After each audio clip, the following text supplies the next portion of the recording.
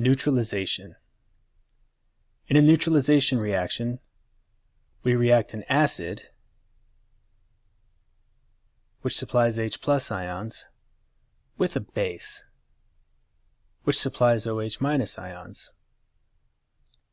And if we react them in the right proportions, all of the H plus ions combine with all of the OH minus ions to make water,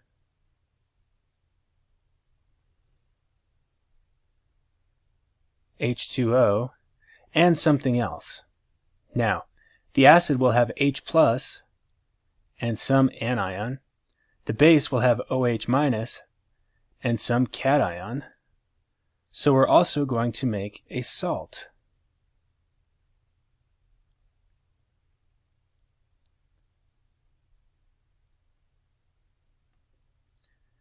And this is a neutralization because when we're done, we don't have anything acidic or basic left over. All of the hydronium and hydroxide ions were consumed and go into combining to make water. So we end up with something that is pH neutral. Let's look at an actual example. Let's say our acid is HNO3, and we react it with calcium hydroxide, also aqueous, our base. Our two products are going to be calcium nitrate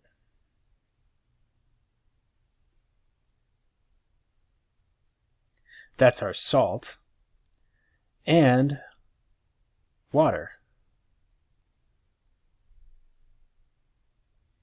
To balance it, we just need to make it 2 moles of HNO3 and 2 waters. But now we're balanced.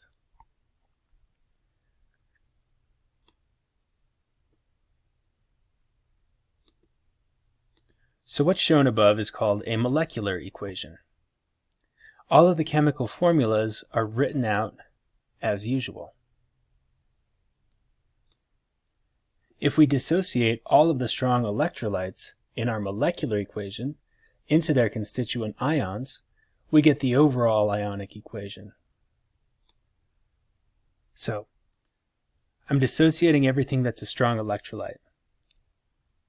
HNO3 is a strong electrolyte, CaOH2 is a strong electrolyte, CaNO3 is a strong electrolyte, but water is not. Water does not ionize significantly.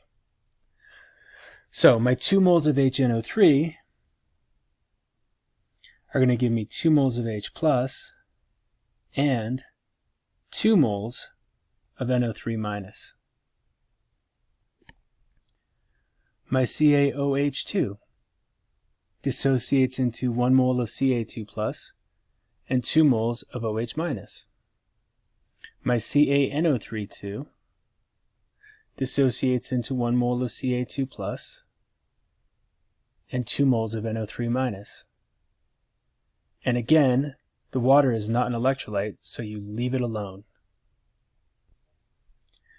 So this is my overall ionic equation. And you'll notice that there are some ions that are present on both sides of the equation. For instance, nitrate. There's 2 nitrates on the left and 2 nitrates on the right. And calcium. There's a calcium ion on both sides. So these ions that occur dissociated on both sides of the equation, both sides of the overall ionic equation, are what we call spectator ions.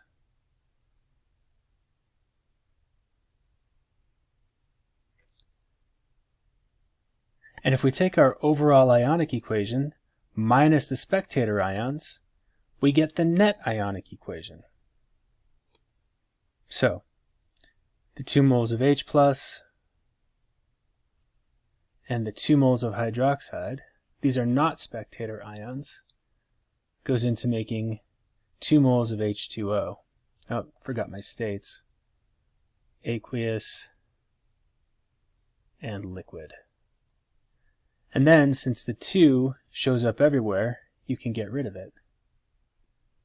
And so you get the net ionic equation is hydrogen ion plus hydroxide ion makes water. Here's an exercise for you to write the net ionic equation for potassium hydroxide solid plus hydrobromic acid aqueous yields aqueous potassium bromide plus liquid water. There's a caveat here, and that is that you cannot dissociate solid ionic compounds.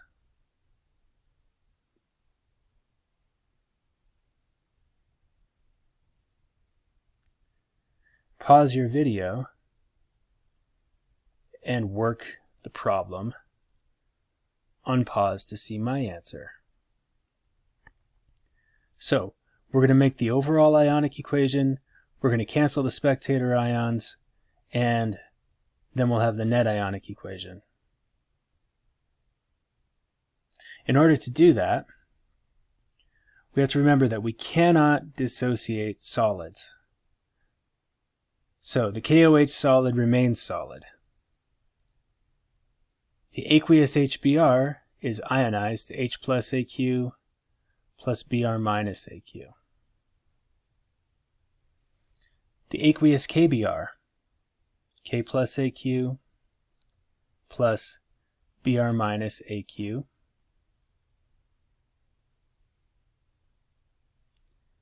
and of course, the liquid water is not an electrolyte either. So, spectator ions, H plus only shows up on the left-hand side. Br minus shows up on both sides. K plus only shows up on the right-hand side. So it's only the bromide that is a spectator.